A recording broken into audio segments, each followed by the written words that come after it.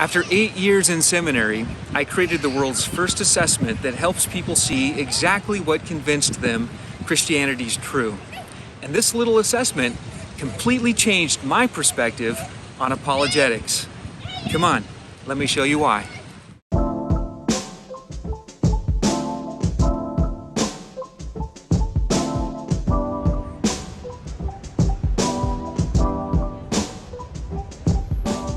Apologetics means defending the Christian faith. And in 2020, I was finishing a Doctor of Ministry degree in apologetics.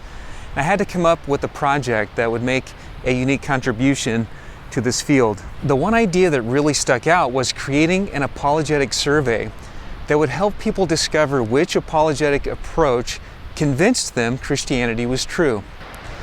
But then there came a time when I actually needed someone to take it, and I figured, why not me? The funny thing is, I was the one who created it and programmed it. But I actually remember being really nervous to take it, and I didn't know what to expect. Would it work?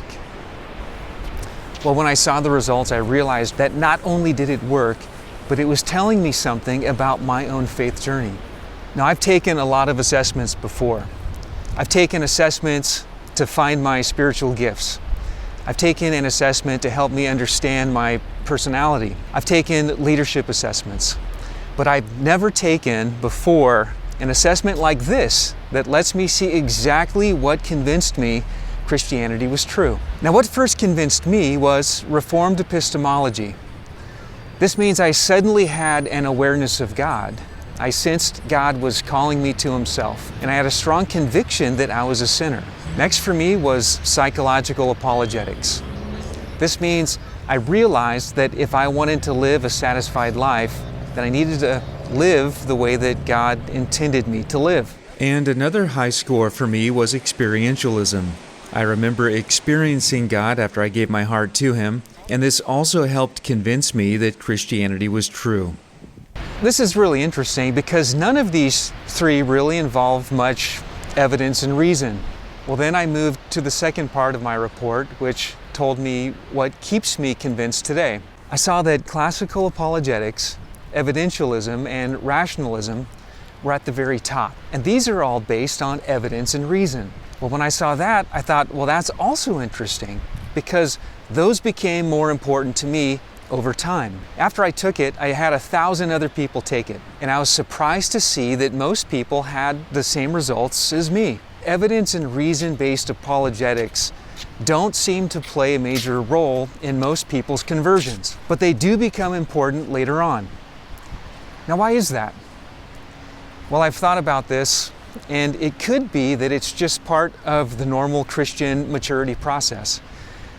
Maybe once a person becomes a Christian, they feel the need to explore the evidence to confirm their beliefs.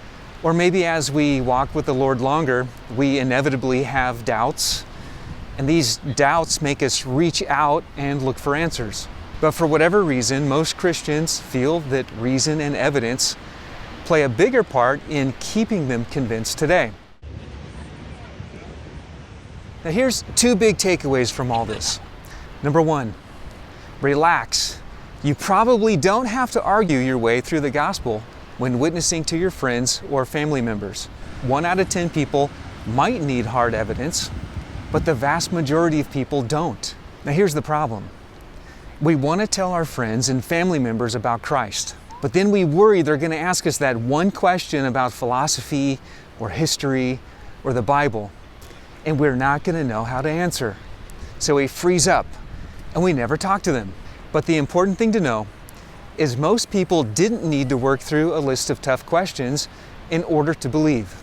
And that frees us up just to talk to them about Jesus. Number two, believers should be much more interested in apologetics for themselves and for others in the church, because evidence and reason-based apologetics are what keep most people convinced today.